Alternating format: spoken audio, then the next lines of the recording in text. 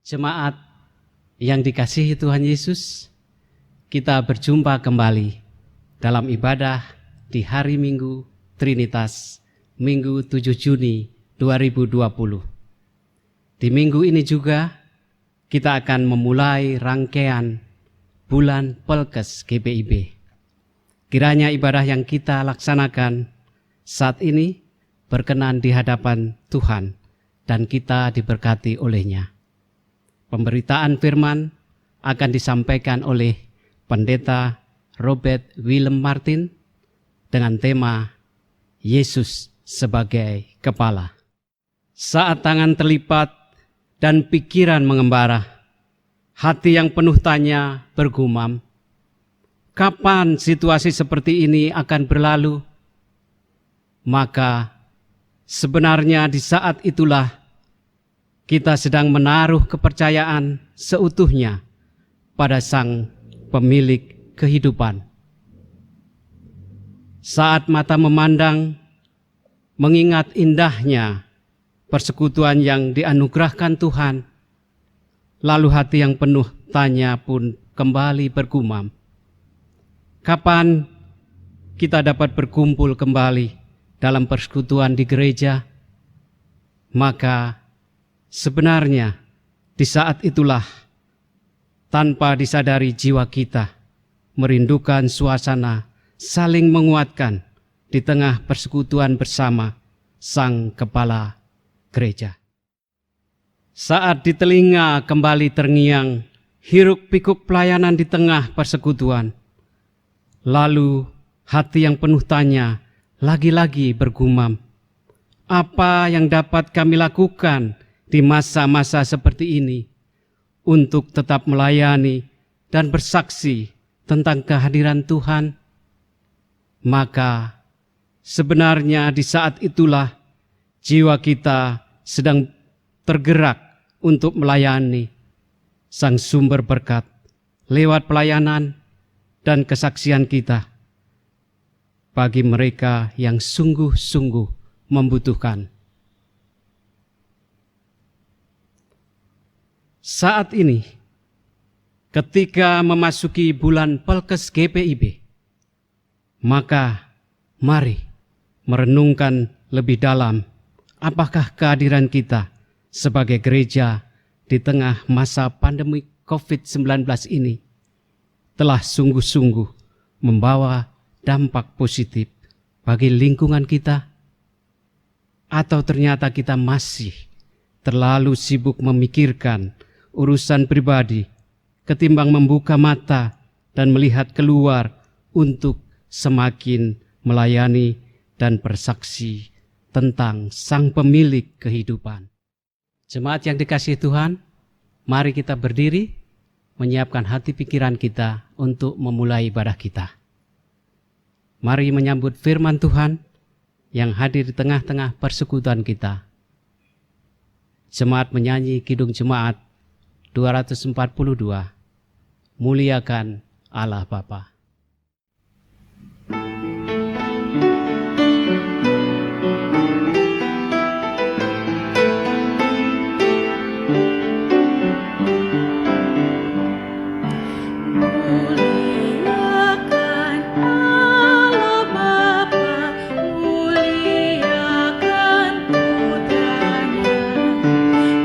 Muliakan Roh penghibur ketika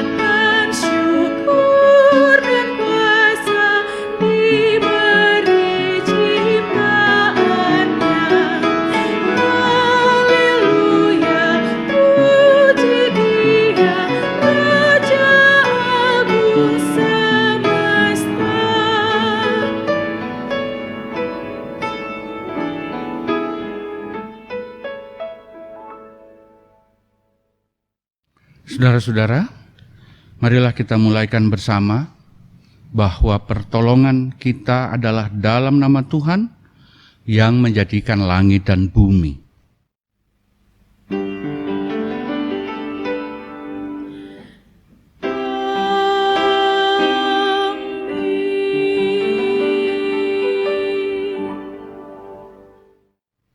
Dalam jam sembahyang ini kita dibimbing Efesus pasal 1 ayat 7 dan 8 yang berbunyi seperti ini.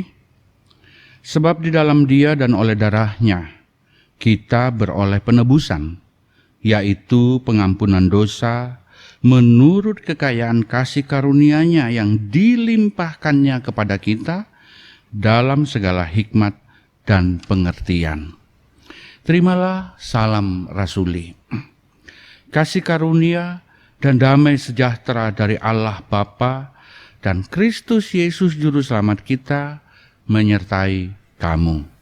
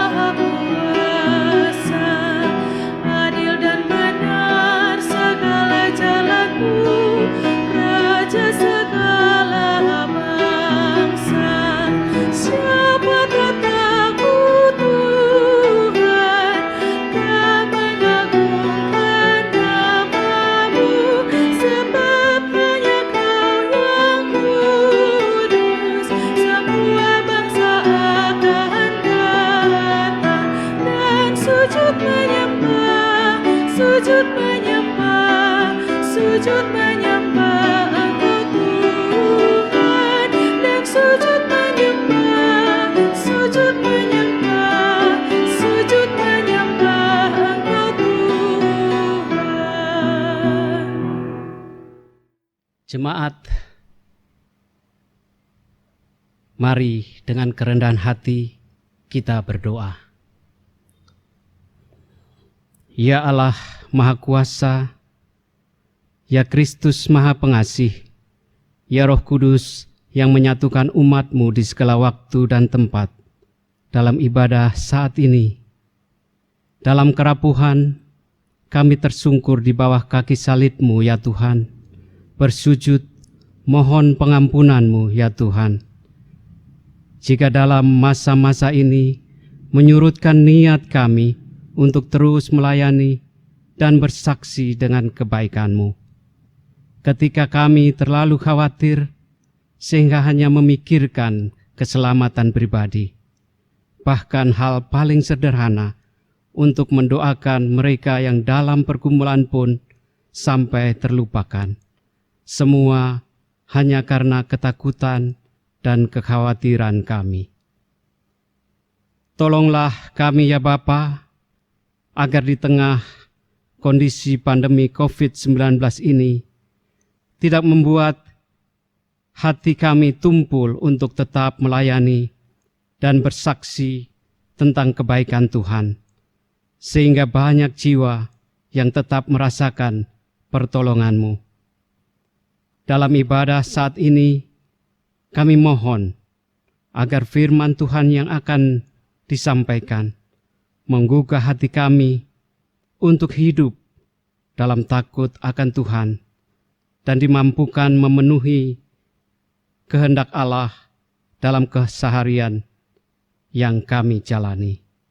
Dalam nama Yesus kami berdoa. Amin.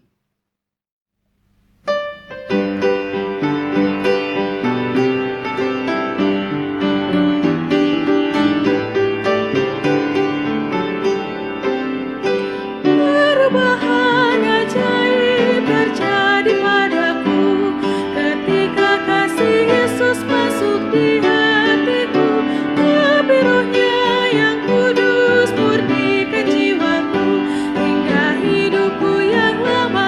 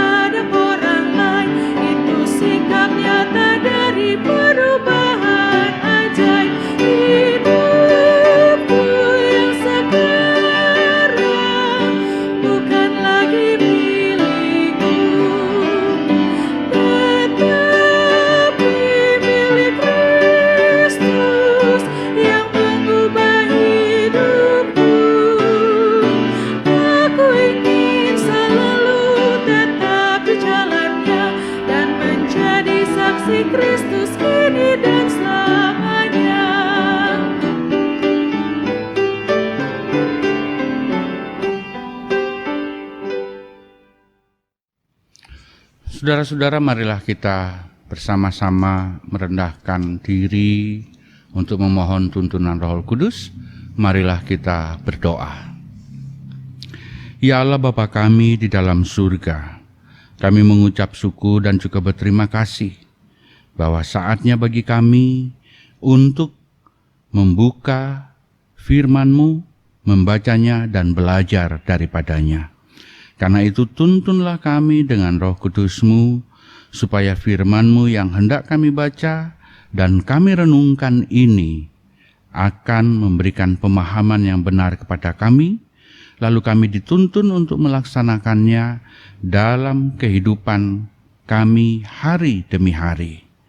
Berfirmanlah ya Tuhan, dan kami berdoa dalam nama Yesus Kristus Tuhan, Sang Juru Selamat kami. Amin. Jemaat Tuhan, mari berdiri untuk mendengarkan firman Tuhan yang akan dibacakan dari Alkitab. Haleluya.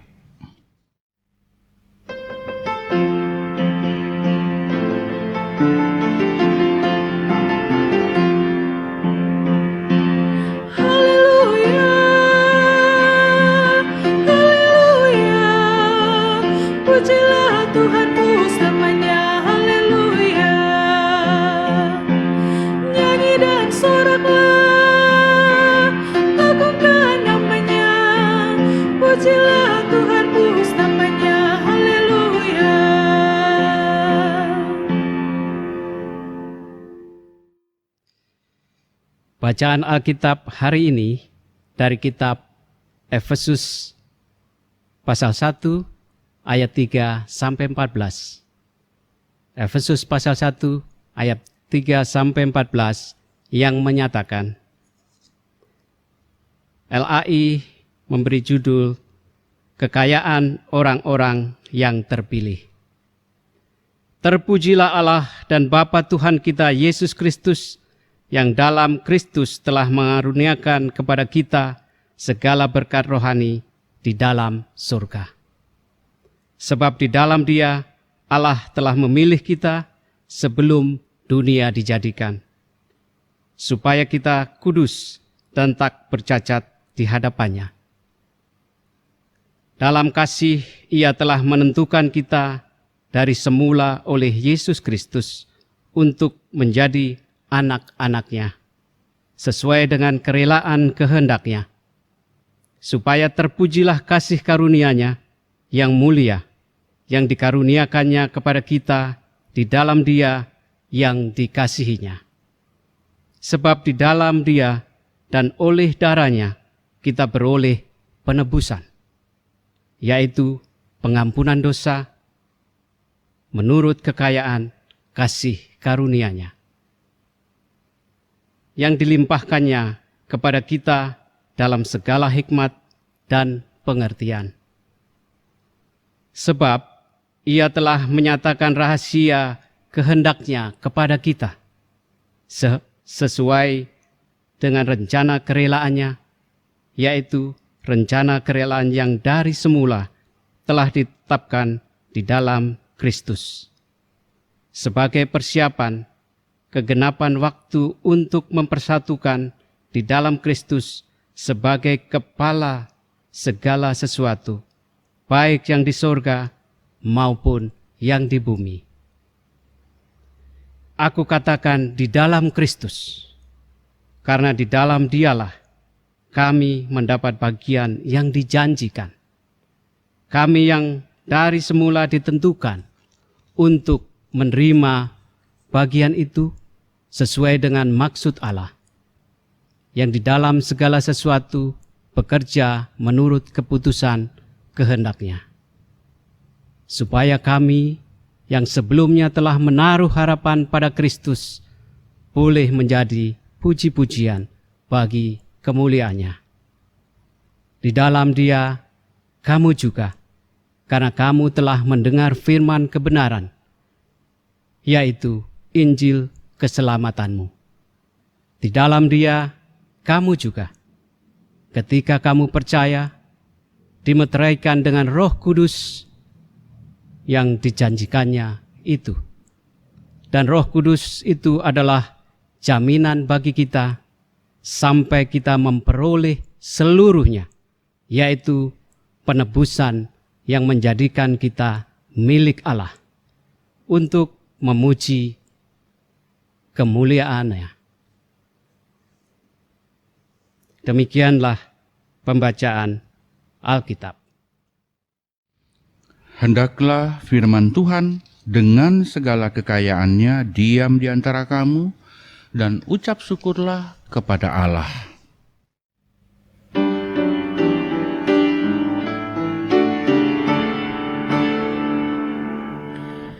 Kepadamu puji-pujian, pada syukur dan segala kemuliaan, ya Bapa, Putra, Roh Kudus, sampai kekal abadi.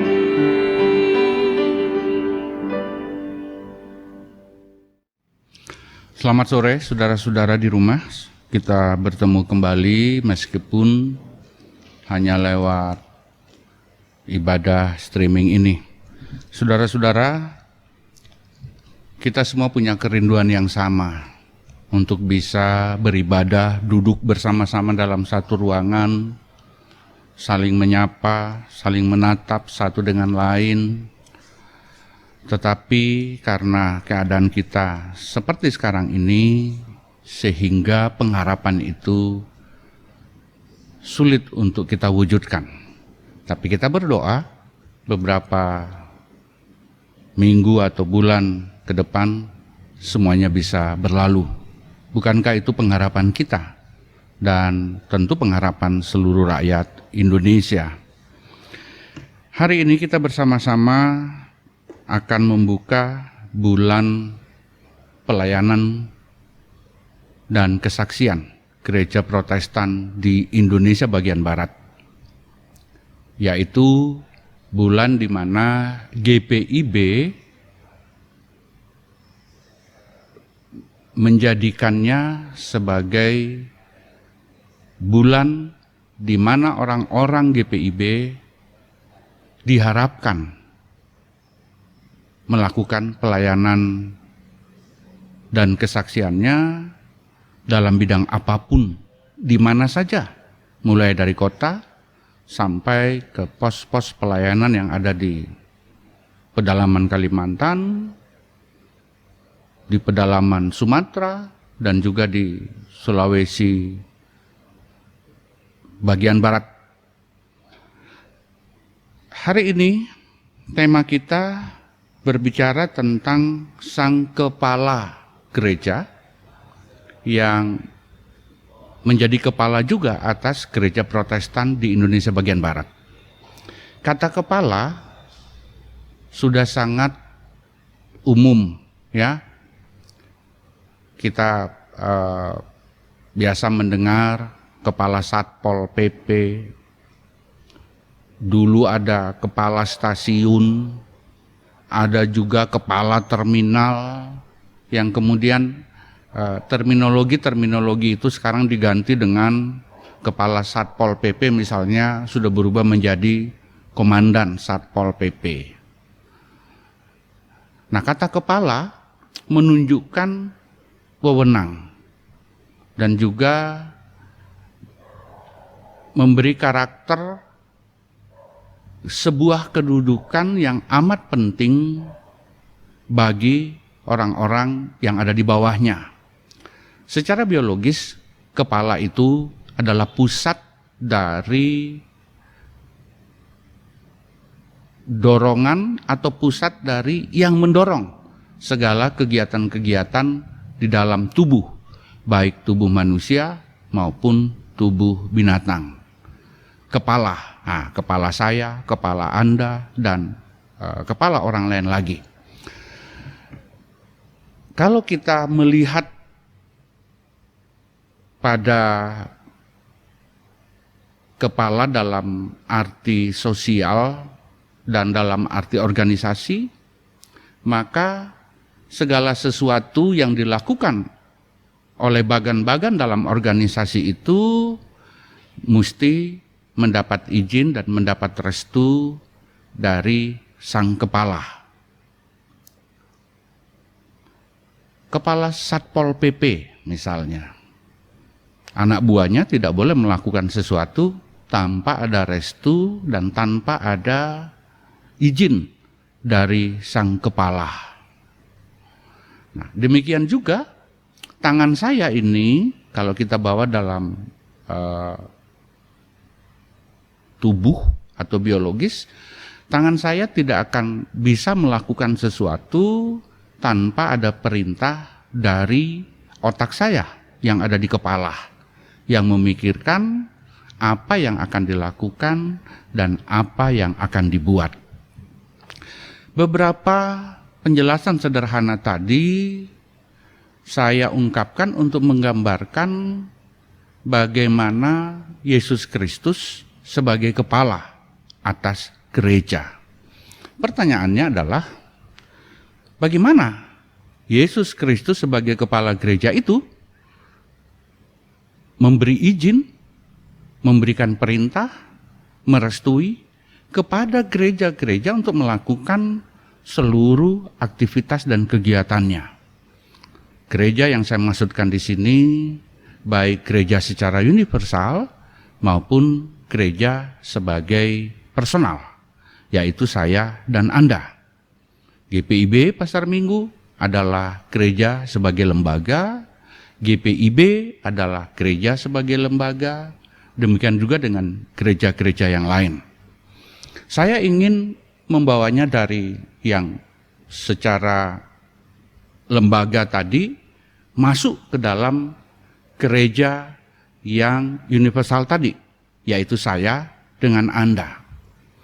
Kalau sang kepala tadi harus mengetahui, mengizinkan, merestui apa yang dilakukan oleh orang-orang yang ada di bawahnya, atau tadi saya jelaskan secara biologis, kalau tangan saya ini terangkat seperti ini karena perintah dari otak yang ada di kepala saya. Atau saya bergerak ke kiri, bergerak ke kanan, semuanya itu diatur dari otak yang ada di kepala saya. Itu berarti segala sesuatu yang ada di dalam tubuh saya ini, juga yang ada di dalam tubuh ibu bapak, semuanya tergantung dari apa yang ada di dalam kepala Anda. Kalau tangan Anda jalan sendiri, itu aneh kalau tidak diperintah dari atas atau dari kepala ini.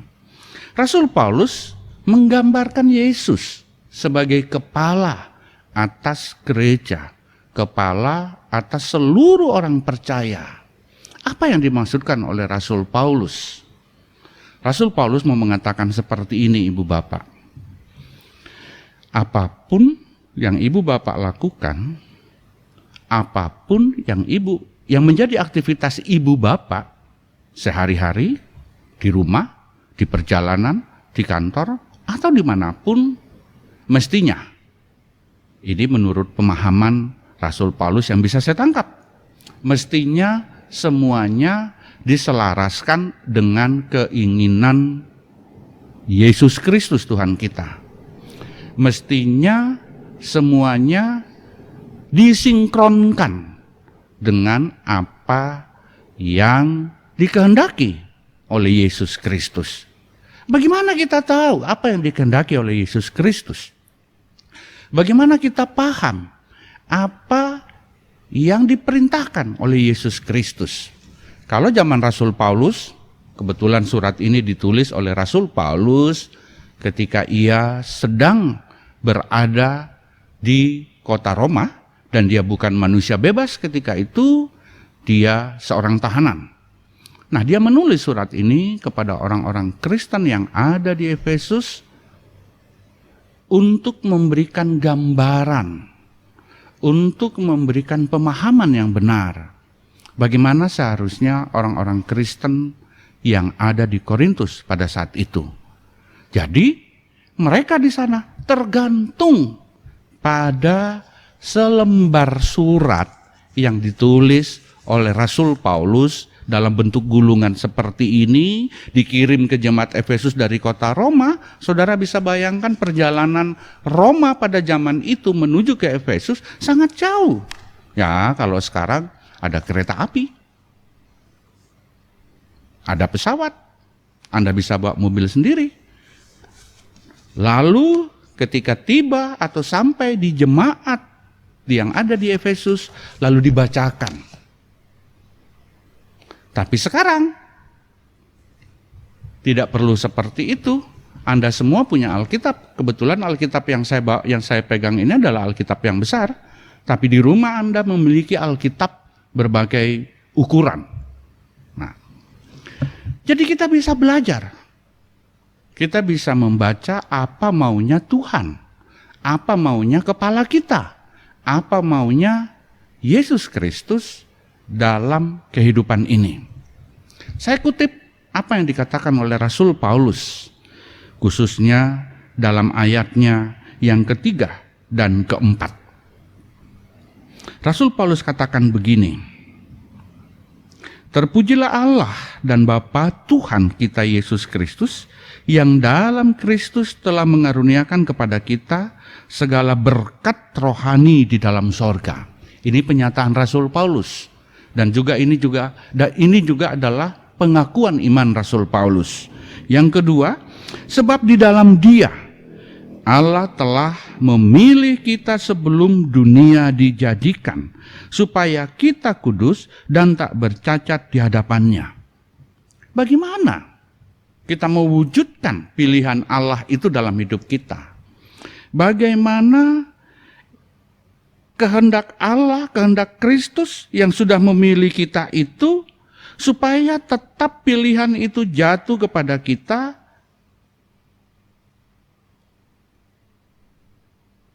dan kita menjadi jemaat yang setia. Kalau melihat surat-surat Rasul Paulus, Ibu Bapak, pada umumnya Rasul Paulus selalu memulai dengan menjelaskan tentang kasih. Dia tulis surat kepada jemaat di Korintus, juga dia jelaskan tentang kasih. Kepada jemaat yang ada di Filipi, dia juga jelaskan tentang kasih. Melawan pemberontakan atau buah-buah roh melawan buah-buah duniawi atau kedagingan. Rasul Paulus selalu berbicara tentang dua hal itu.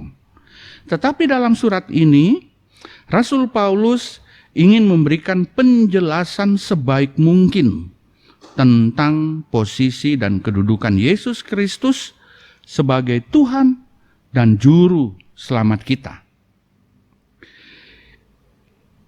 Ia sangat meyakini bahwa Paulus sudah dipilih Allah sejak semula, bahkan sebelum dunia dijadikan, agar Paulus dikuduskan. Keyakinan iman seperti ini dan tulisan ini pun membuat saya kemudian mencoba membalik-balik, mencari-cari buku tentang Paulus si pemberontak itu. Bagaimana mungkin ia menyatakan bahwa ia sudah dipilih sejak semula, sementara sebelum ia bertobat, sebelum ia ditangkap Kristus, bukankah ia seorang pemberontak? Seorang pemburu bayaran yang mengejar-ngejar pengikut Kristus, mengeksekusinya, ada yang dibunuh di tempat, ada yang dia penjarakan. Lalu sekarang Rasul Paulus menyatakan bahwa sejak semula ia sudah dipilih. Ada latar belakang mengapa Rasul Paulus mengatakan itu. Yang pertama, saudara-saudaraku yang diberkati Tuhan, Yesus Kristus adalah kepala. Bagi Rasul Paulus, ia bukan saja kepala atas umat Kristen, kepala atas gereja, tapi Rasul Paulus menyatakannya bahwa ia juga adalah kepala atas seluruh alam raya ini. Terbukti dari pernyataannya pada ayat yang keempat tadi itu. Sebab di dalam Dia Allah telah memilih kita sebelum dunia dijadikan. Rasul Paulus mau mengatakan begini, bahwa Kristus itu meskipun lahir melalui perawan Maria, lalu tumbuh, lalu menderita, lalu mati dan disalibkan, lalu kemudian bangkit dan naik ke surga, Paulus mau menyatakan Yesus bukanlah manusia biasa. Yesus adalah Allah itu sendiri. Bahwa Yesus adalah Tuhan, pemilik alam raya ini. Sebab itu dia katakan sejak semula, sebelum dunia ini diciptakan. Maka Rasul Paulus meyakini itu. Sehingga dia menyatakan, aku pun dipilih oleh Allah yang memang sebelum dunia ini lahir, sebelum dunia ini dijadikan, sebelum alam raya ini ada, dia sudah ada. Jadi Rasul Paulus tidak meragukan. Nah, bagaimana dengan Anda di rumah? Bagaimana dengan saudara-saudara? Apakah saudara-saudara juga meyakini hal itu? Mempercayai hal itu? Apa bukti Rasul Paulus mempercayai itu? Kita tahu, sesudah Rasul Paulus bertobat, ia ditangkap, lalu ia menjadi rasul, dan dia menyerahkan dirinya, lalu dia sepenuhnya tergantung dari apa yang dikehendaki oleh sang kepala gereja tadi. Bahkan ia menderita, dan dia yakini bahwa penderitaan itu juga adalah bahagian dari yang dikehendaki oleh sang kepala untuk melakukan kesaksiannya, untuk melakukan pelayanannya, termasuk ketika ia menderita dalam penjara, yang tulisannya kita baca pada jam sembahyang ini. Itu yang menjadi motor atau motivasi utama Rasul Paulus, sehingga ia mau melakukan pemberitaan Injil, melakukan pekabaran Injil sampai ia mati sebagai martir. Di zaman sekarang, ibu bapak lebih mudah untuk menjelaskan apa yang dikatakan oleh Rasul Paulus ini. Lebih gampang menjelaskan apa itu kepala gereja, Yesus Kristus kepala gereja, daripada merefleksikan, merealisasikannya, mengapresiasi, membudayakan kehendak Allah itu, kehendak Kristus itu dalam hidup kita sehari-hari. Kesulitan kita ada di sana, ibu bapak. Tetapi bagi Rasul Paulus, sekali ia mengaku Yesus Kristus sebagai Tuhan, sebagai kepala orang-orang Kristen, maka Rasul Paulus harus takluk kepada keinginan sang kepala gereja itu. Rasul Paulus menjelaskan begini, mengapa ia harus takluk sedemikian rupa, dan mengapa ia mengajarkan, mengapa ia menulis surat ini kepada orang-orang di Efesus. Rasul Paulus mengatakan pada ayat yang ke-7, sebab di dalam Dia dan oleh darahnya kita beroleh penebusan, yaitu pengampunan dosa menurut kekayaan kasih karunia-Nya. Ini yang membuat Rasul Paulus sungguh-sungguh menaklukkan diri kepada Kristus, yaitu pengampunan dosa. Apa itu dosa, Ibu Bapak? Saya mau katakan begini kepada Ibu Bapak. Saya akan mengambil sebuah perumpamaan untuk menggambarkan betapa dahsyat dosa itu sekali saja merasuk dalam hidup Bapak Ibu, maka itu sulit untuk dikeluarkan dari hidup kita. Saudara ambil pisang, terserah pisang apa saja. Saudara makan pisang itu. Ketika saudara makan pisang itu, saudara kunyah, saudara telan dan masuk dalam perut saudara-saudara. Berada di dalam pencernaan saudara-saudara. Saya mau tanya, dapatkah Anda mengembalikan pisang yang saudara makan itu seperti semula? Tentu tidak. Tentu tidak. Dosa, sekali dosa itu masuk dalam pikiran saudara, dalam hati saudara, dilakukan oleh tangan saudara, dilakukan oleh tubuh saudara, maka dosa itu menjadi satu dengan eksistensi saudara. Saudara tidak bisa mengembalikan, mengeluarkan itu dari dalam tubuh saudara, dari pikiran saudara, dari eksistensi saudara. Saudara tidak akan bisa, dan tidak ada satupun yang sanggup untuk melepaskan itu dari dalam tubuh Anda. Dan Rasul Paulus sangat percaya, Rasul Paulus yakin, dan Rasul Paulus tahu bahwa itu tidak bisa dilakukan oleh siapapun. Hanya oleh Kristus, hanya oleh Tuhan saja yang bisa membersihkan dia dari dosa-dosanya. Saya baca sekali lagi ayat 7. Sebab di dalam dia dan oleh darahnya kita beroleh penebusan, yaitu pengampunan dosa menurut kekayaan kasih karunia-Nya. Jadi agak mengherankan juga Ibu Bapak kalau ada orang yang kemudian mengatakan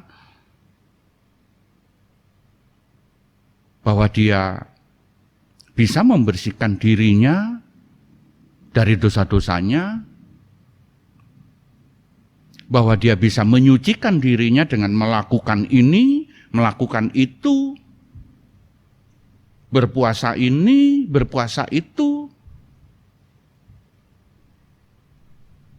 Tidak. Tidak ada satupun yang sanggup melepaskan Anda dari dosa-dosa Anda. Saya bawa Anda berkelana pada penciptaan. Allah katakan begini kepada Adam dan Hawa. Hai Adam dan Hawa, kau memiliki kebebasan di dalam taman ini. Bebas. Hanya satu yang saya minta. Jangan kau ambil buah yang ada di tengah itu. Karena kalau engkau ambil, engkau makan, maka engkau akan mati. Kata mati itu, tubuh Adam dan Hawa berlumur dosa. Dan ketika itu berlumur, dia menjadi satu, ada di dalam pikiran, di dalam hati dari Adam dan Hawa, dan itu tidak bisa dikeluarkan oleh Adam dan Hawa. Tidak bisa. Yang ada ialah Adam dan Hawa berkelanjutan melakukan perbuatan dosa. Hei Adam, di mana engkau? Aku sembunyi di sini. Kalau saudara baca Kejadian pasal 3, pasal 2, Allah mulai membuat taman itu dan menempatkan mereka. Loh, kenapa engkau sembunyi? Kata Allah, apa aku telanjang? Loh, apakah engkau makan? Perhatikan, apakah engkau makan buah larangan itu? Apakah Adam kemudian katakan, iya aku makan? Tidak. Tidak. Dia katakan, istriku, dia lempar bola, dia lempar tanggung jawab, dia mau lepaskan dirinya dari tanggung jawab itu. Istriku yang memberi aku makan. Adam, Hawa pun demikian. Hei Hawa, mengapa engkau ambil buah itu? Hawa tidak katakan, oh Tuhan ampuni saya, oh Tuhan kasihani saya. Enggak. Hawa bilang itu loh, iblis. Sama persis seperti kita, bukan? Sekali dosa itu merasuk, sekali kebohongan itu merasuk dalam diri kita, sekali kita melakukan hal yang tidak baik, maka kita akan seperti Adam dan Hawa tadi itu. Tidak mau mengakui, tidak mau minta maaf, tidak mau memberikan diri untuk dibersihkan. Karena itu Rasul Paulus katakan, hanya Dia yang bisa membersihkan aku dari semua dosa-dosaku. Hanya Dia yang bisa mengangkat semua dosa-dosaku ini. Itulah sebabnya Rasul Paulus kemudian katakan, berdasarkan pengampunan itu, berdasarkan pemberian Kristus itu, maka aku ditentukan untuk menjadi orang-orang yang memiliki harta rohani di surga. Harta rohani, saudara-saudara, bukan harta duniawi, tapi harta rohani. Yang berikut, dilimpahkannya. Apa itu dilimpahkan? Saudara-saudara, kalau saudara-saudara menuang air ke dalam gelas, lalu saudara terus, meskipun sudah penuh dengan air gelas itu, saudara tumpahkan terus air itu, maka dia melimpah di bibir atau di tubir-tubir gelas tadi, di bibir gelas tadi.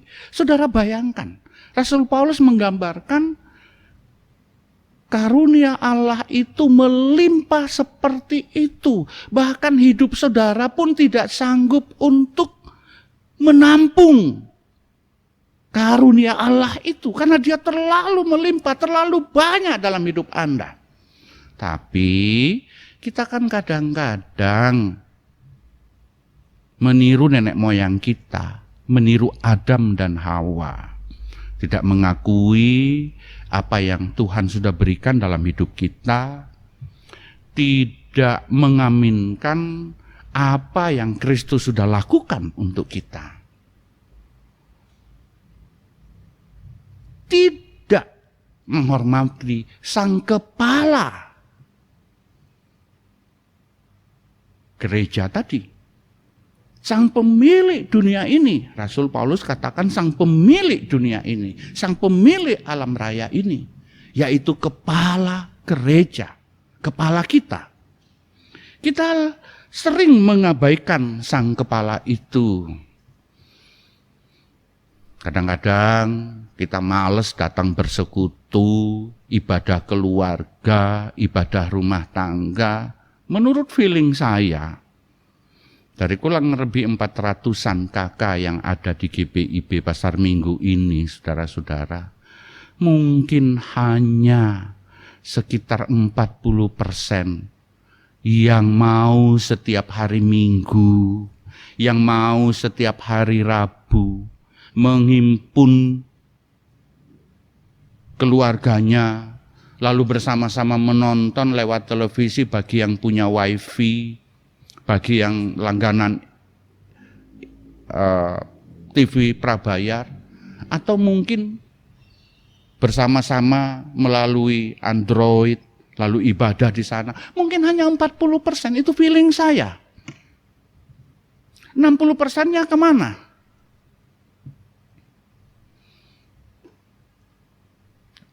Nah, 60%-nya itu melawan sang kepala gereja. Rasul Paulus tidak. Ia rela menderita untuk sang kepala. Karena dia tahu, ia bisa dapat uang, dia bisa makan kenyang, dia bisa mendapatkan segala sesuatu. Tetapi mengenai pengampunan, mengenai kesucian diri, Rasul Paulus tidak akan pernah dapat kalau tidak diberikan sebagai karunia. Kalau tidak dia dapat dari kasih Allah yang dia katakan dalam ayat 7 tadi. Sebab di dalam Dia dan oleh darahnya, kata kita, saya mau ganti dengan nama saya. Silakan saudara ganti dengan nama saudara masing-masing di rumah. Sebab di dalam Dia dan oleh darahnya Robert William Martin beroleh penebusan, yaitu pengampunan dosa menurut kekayaan kasih karunia-Nya. Menurut kekayaan kasih karunia-Nya. Menurut sang kepala gereja, bukan menurut saudara. Bukan menurut Robert William Martin, tapi menurut sang kepala gereja. Tapi ya dalam kehidupan sehari-hari kita yang mau atur sang kepala gereja. Kita yang mau atur itu Kristus. Kita hanya mau yang indah-indah, yang seneng-seneng dari Tuhan. Tapi hal-hal yang tidak menyenangkan, kita tidak suka.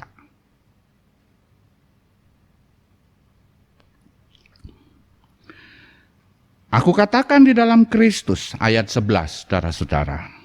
Aku katakan di dalam Kristus, di dalam Dialah kami mendapat bagian yang dijanjikan. Ingat, di dalam Dia. Dia siapa? Sang kepala gereja tadi. Ia mendapat bagian yang dijanjikan. Apa sih janji Kristus? Saya mau ingatkan, 2 minggu lalu, sebelum Kristus naik ke surga, dari mimbar ini juga saya menjelaskan tentang nasihat Kristus kepada murid-murid dalam Injil Yohanes. Yesus katakan begini, sobat-sobat, kawan-kawan, aku akan mendahului kamu ke rumah Bapa yang kudus dan akan menyediakan rumah untukmu. Karena di sana banyak tempat. Aku menunggumu di sana, menyediakan rumah untukmu, dan kelak aku akan datang untuk menjemputmu. Silakan saudara-saudara baca mulai dari Yohanes pasal 12 sampai Yohanes pasal 14. Itu yang dijanjikan oleh Kristus. Dalam bahasa Rasul Paulus, yang kita baca dalam teks kita sore hari ini adalah ayat yang keempat, sebab di dalam Dia, ayat yang ketiga, terpujilah Allah dan Bapa Tuhan kita Yesus Kristus yang dalam Kristus telah mengaruniakan kepada kita segala berkat rohani di dalam surga. Berkat rohani di dalam surga. Apakah saudara memiliki keyakinan seperti itu? Apakah saudara memiliki iman seperti itu? Atau saat ini saudara justru sedang ragu dengan janji Kristus? Atau saudara saat ini sedang gamang? Benarkah yang dijanjikan Tuhan itu akan aku miliki? Atau karena saudara mungkin merasa terlalu banyak dosa, Terlalu banyak perbuatan jahat yang saudara buat sehingga saudara ragu, apakah saya akan mendapatkan karunia yang sama itu? Apakah janji Tuhan itu akan diberikan kepada saya? Apakah saya layak untuk mendapatkan harta rohani itu? Saudara, saya sama seperti Paulus ingin mengatakan kepada saudara-saudara yang punya pikiran seperti yang barusan saya katakan. Sang kepala ini hanya butuh satu dari saudara. Hanya butuh satu hal dari saudara-saudara, yaitu serahkan dirimu. Karena hanya Dia yang mampu mengangkat segala dosa-dosa saudara, membersihkan noda-noda hitam dari dalam diri kita. Hanya Dia yang bisa membersihkan saudara. Dan hanya Dia yang mengasihi saudara tanpa pamrih. Hanya Kristus.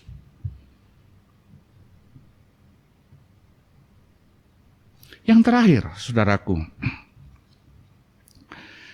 coba perhatikan ayat 13. Sekali lagi Rasul Paulus mengatakan di dalam Dia. Di dalam Dia kamu juga, saudara yang di rumah, saya, kita sekarang zaman modern.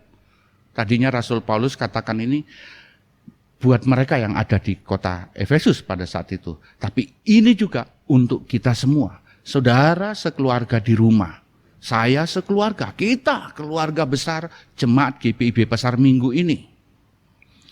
Di dalam Dia kamu, karena kamu telah mendengar firman kebenaran, itu petunjuknya, itu nasihatnya, itulah kehendak Sang Kepala Gereja, itulah yang diinginkan oleh Sang Kepala Gereja. Di dalam Dia kamu juga, karena kamu telah mendengar firman kebenaran, yaitu Injil keselamatan. Di dalam Dia, untuk beberapa kali, di dalam Dia kamu juga, ketika kamu percaya, dimateraikan dengan Roh Kudus yang dijanjikannya itu. Saudara, Roh Kudus ada di dalam diri saudara sekarang. Roh Kudus sudah dicurahkan untuk kita. Sang Kepala sudah memberikan api penyucian itu untuk saudara dan saya. Tinggal kita buka diri. Tinggal kita serahkan hidup kita, serahkan diri kita. Dimateraikan dengan Roh Kudus. Inilah yang menjadi dasar utama kenapa Rasul Paulus mau memberitakan Injil, melakukan pelayanan dan kesaksiannya, bahkan sampai di penjara, sampai mati pun ia jalani. Karena dia sudah dimateraikan untuk mendapatkan harta rohani dalam ayat yang ketiga tadi, saudara-saudara. Dan saudara dengan saya juga dimateraikan. Saudara tahu, materai itu ukurannya kecil, mungkin hanya 3 inci kali 2,5 inci. Tapi kalau membuat perjanjian apapun, membuat akte apapun, selalu ada itu. Tanpa itu enggak sah. Rasul Paulus katakan Roh Kudus itu adalah materai yang mensahkan saya dan saudara-saudara memperoleh harta rohani itu. Dan itu yang dikehendaki oleh Sang Kepala. Tapi seringkali kita enggak menjadikan materai itu sebagai pedoman hidup kita, enggak menjadikan materai itu sebagai etika yang harus kita berlakukan dalam bergaul, bekerja, ngobrol, bercakap-cakap, berkeluarga, berjemaat. Bahkan dalam bentuk tulisan-tulisan kita di WA, di Facebook. di Instagram, di Twitter. Harusnya itu kita pakai sebagai etika kita. Bahwa saya, Anda semuanya dalam setiap kesempatan apapun selalu melakukan pelayanan dan kesaksian.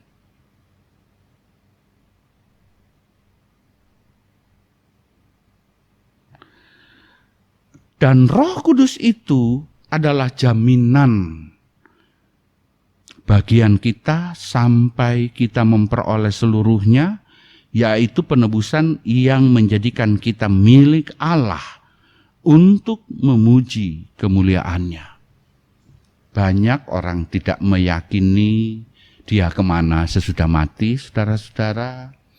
Banyak orang tidak yakin dengan apa yang dipercayainya saat ini.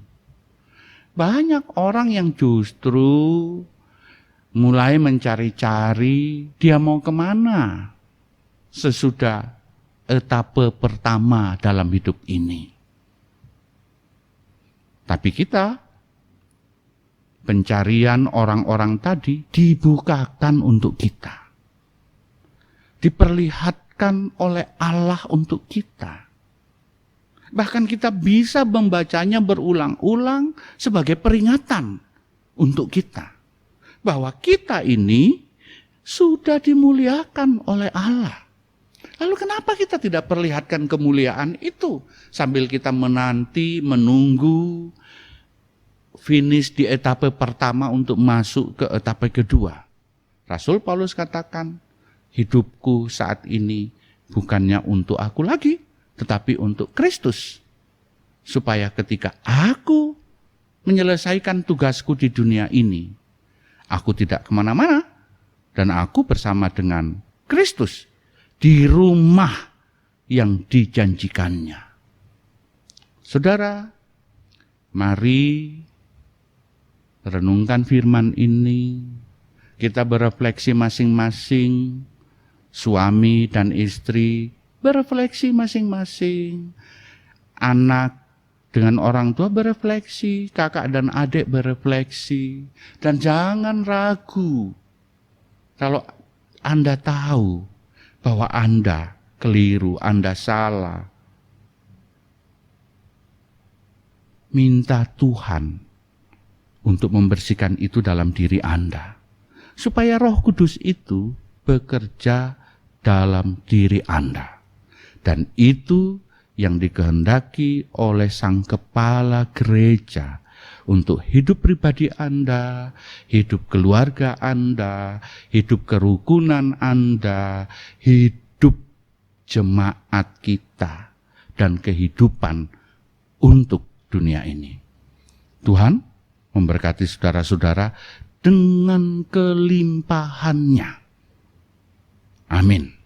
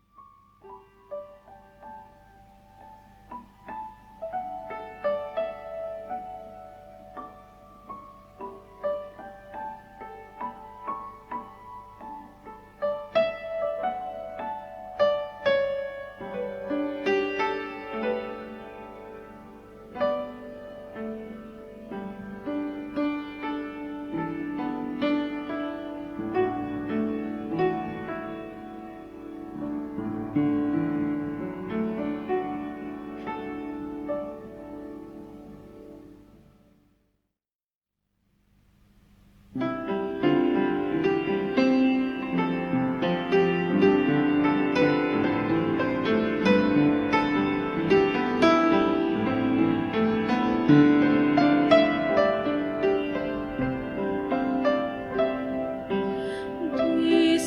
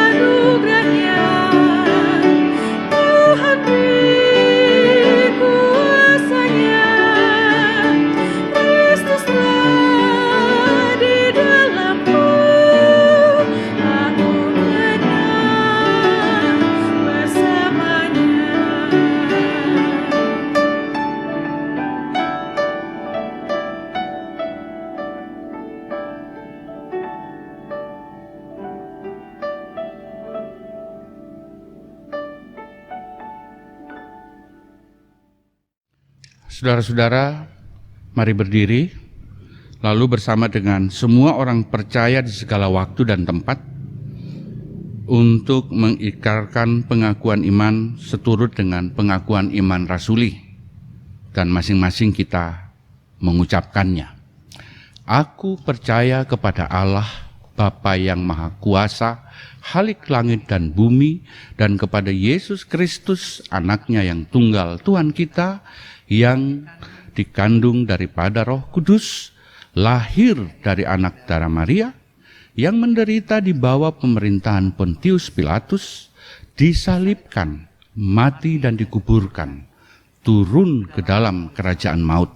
Pada hari yang ketiga bangkit pula dari antara orang mati, naik ke surga, duduk di sebelah kanan Allah, Bapa yang Maha Kuasa, dan akan datang dari sana untuk menghakimi orang yang hidup dan yang mati. Aku percaya kepada Roh Kudus, gereja yang kudus dan am, persekutuan orang kudus, pengampunan dosa, kebangkitan daging, dan hidup yang kekal. Saudara-saudara, mari kita merendahkan hati dan pikiran kita kepada Tuhan. Marilah kita berdoa. Ya Allah, Bapa kami di dalam surga, kami mengucap syukur dan juga berterima kasih bahwa sampai jam ini kami tetap diberikan kekuatan, kesehatan, bahkan kelimpahan dalam kehidupan kami, terutama kasih karunia-Mu yang tak terhitung jumlahnya bagi kehidupan pribadi, keluarga kami, bahkan di jemaat kami GPIB Pasar Minggu khususnya, dan di jemaat-jemaat GPIB di seluruh Indonesia yang saat ini sedang memasuki bulan Pelkes, bulan pelayanan dan kesaksian bagi GPIB. Bapa di dalam surga, terima kasih juga untuk firman-Mu yang boleh dinyatakan oleh Roh Kudus-Mu kepada kami sekalian dalam jam sembahyang kudus ini. Karena itu Bapa, sempurnakanlah apa yang sudah kami dengarkan. Dan biarlah semua itu menjadi tatanan dalam hidup kami, menjadi etika kehidupan kami berkeluarga, berjemaat, bermasyarakat, di kantor atau dimanapun saja. Demikian juga ya Bapa di dalam surga. Secara khusus saat ini hamba berdoa dan menyerahkan seluruh warga jemaat di GPIB Pasar Minggu dengan keberadaan mereka masing-masing ya Bapa. Mari tiliklah mereka satu persatu, dari rumah ke rumah, keadaan mereka, kondisi mereka, kesehatan mereka, ekonomi mereka, dan banyak hal yang mungkin terjadi atas semua warga jemaat yang kami tidak tahu. Tapi kami berdoa, menyerahkan itu ke dalam tangan Tuhan. Lalu sama seperti Engkau mengutus Rasul Paulus untuk melayani, biarlah Engkau juga mengutus orang-orang yang khusus untuk melayani semua warga jemaat yang mungkin saat ini butuh pertolongan, butuh bantuan, sehingga mereka tetap bergembira, mereka tetap bersukacita. Ya Bapa di dalam surga, hamba berdoa untuk pos-pos pelayanan GPIB yang terbentang mulai dari Kendari, Sulawesi Barat, sampai ke Kalimantan Timur, Kalimantan Barat, di seluruh wilayah Sumatera, Pulau Jawa. Oh Tuhan, biarlah para pekerja yang ada di pos-pos Pelkes bersama para pendeta yang ditempatkan di sana tetap melakukan pelayanan dan kesaksian mereka dalam bentuk apapun mungkin juga dalam bentuk pertanian, perdagangan, koperasi, peternakan, baik perikanan. Tuhan berkati semua usaha dan upaya itu. Lalu jemaat-jemaat yang ada di kota, yang mungkin menjadi jemaat konsulen, mungkin juga menjadi jemaat sponsor untuk pos-pos Pelkes itu, Tuhan berkati agar tetap melakukan pelayanan kepada jemaat-jemaat di pos Pelkes. Hamba juga berdoa ya Bapa di dalam surga untuk semua warga jemaat yang saat ini mungkin sedang sakit, lalu mereka dirawat di rumah sakit, mungkin juga dirawat di rumah masing-masing. Tuhan, tumpangkanlah tangan-Mu yang penuh keajaiban itu, menyembuhkan mereka, sama seperti Engkau selalu menyembuhkan hamba ketika hamba sakit. Mari Tuhan lakukan hal yang sama kepada warga jemaat yang saat ini sedang sakit, agar mereka boleh bergembira dan bersukacita. Hamba mohon kekuatan dan penghiburan untuk warga jemaat yang saat ini sedang bersedih, sedang berduka oleh karena banyak hal, khususnya bagi mereka yang berduka cita karena orang-orang yang mereka kasihi, Tuhan berkenan untuk memuliakannya, memanggil pulang ke rumah-Mu yang kudus. Kami berdoa untuk keluarga Renhat Yopi Mamangkai yang beberapa waktu lalu berduka cita karena Engkau memanggil opa kekasih, ayah kekasih dari tengah-tengah kehidupan keluarga Mamangkai. Hamba berdoa juga untuk keluarga besar Purba ketika Engkau memanggil ibu kekasih dari keluarga besar Pasaribu.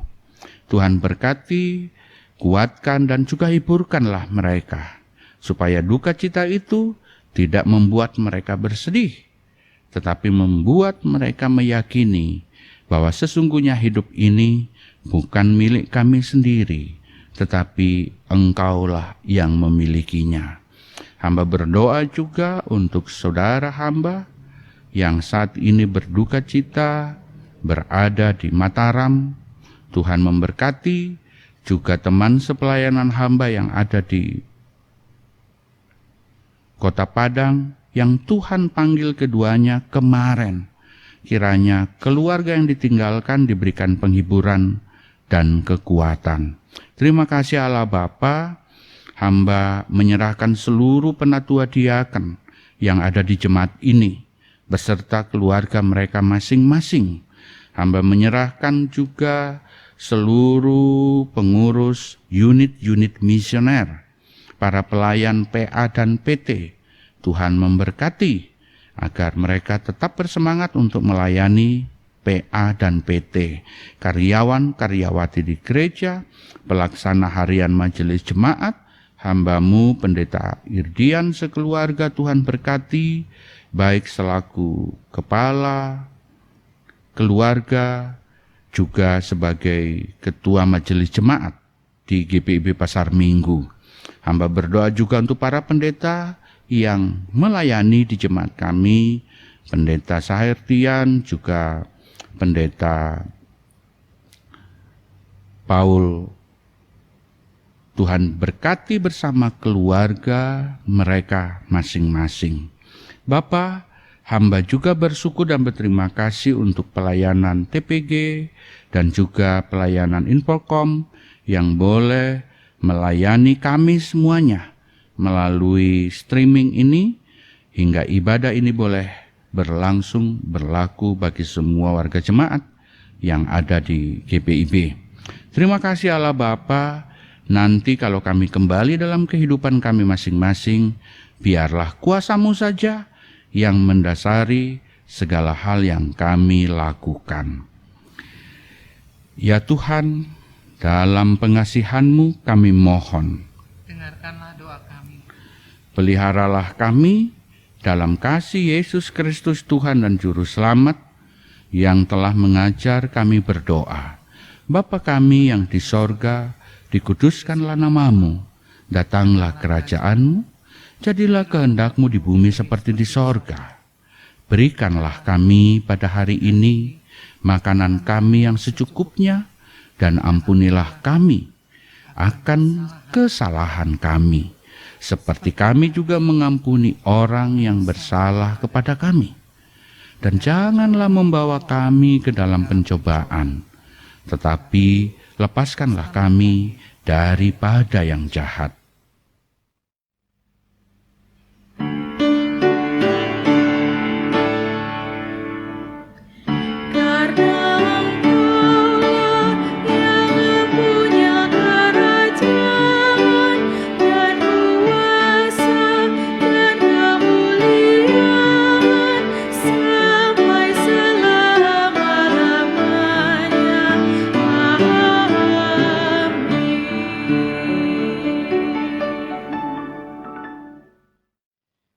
Jemaat, dalam ketulusan, kejujuran, dan dengan kerendahan hati, marilah kita memberikan persembahan syukur dengan sukarela sebagai bentuk ucapan syukur kepada Tuhan, sekaligus kesediaan kita memberi diri untuk terus melayani dan bersaksi tentang kebaikannya dalam kehidupan kita dari hari ke hari. Dalam bulan Pelkes GPIB ini, jemaat diberi kesempatan untuk memberikan persembahan untuk kegiatan Pelkes GPIB. Tuhan memberkati saudara dan persembahan saudara. Jemaat menyanyi Gita Bakti 84, inilah ungkapan syukurku.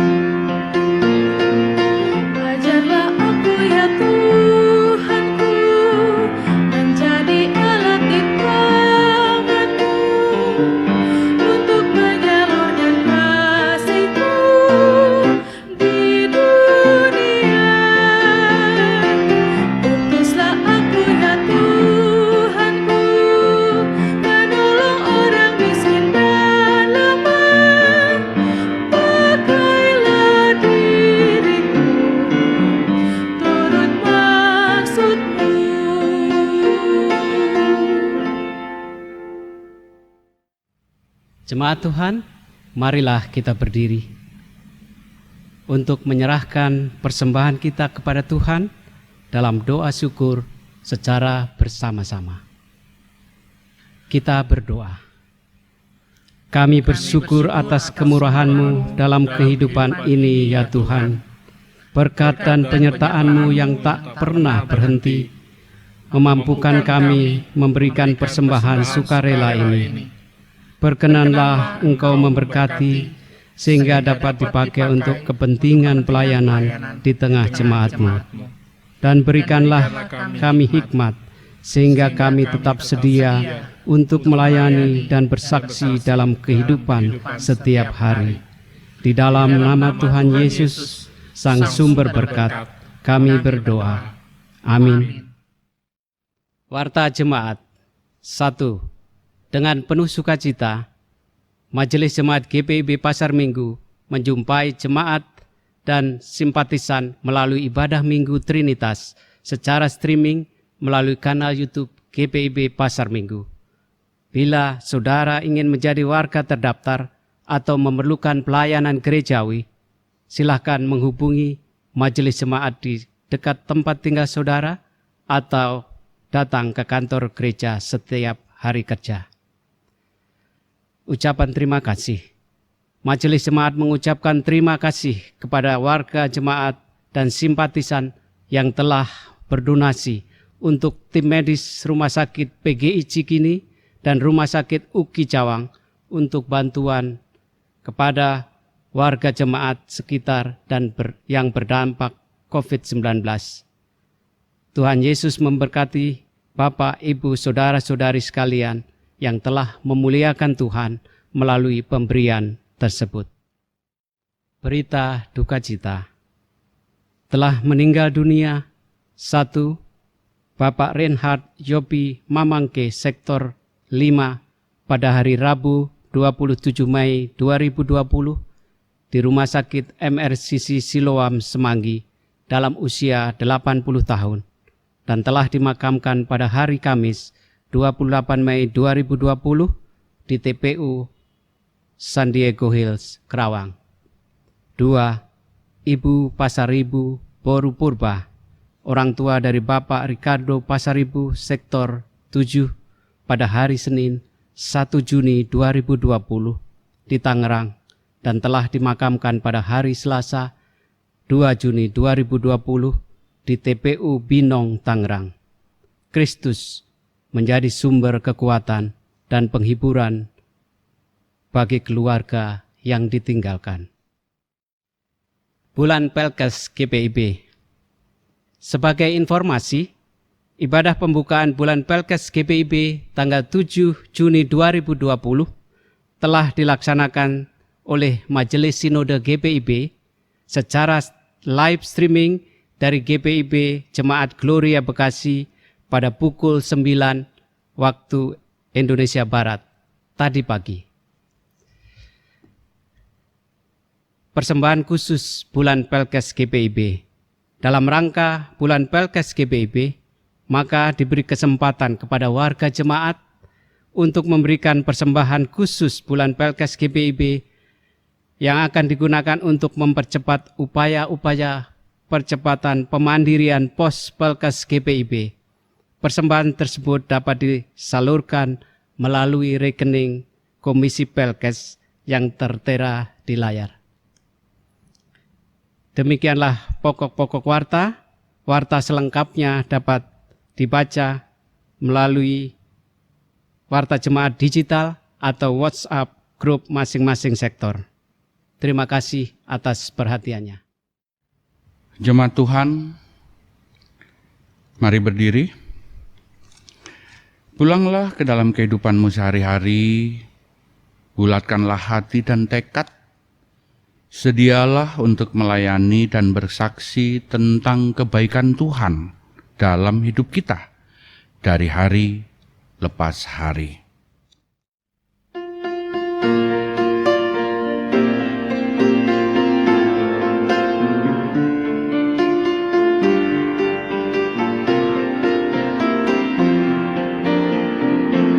Kristus memanggil dirimu, juga memanggil dirimu untuk wartakan kebenaran.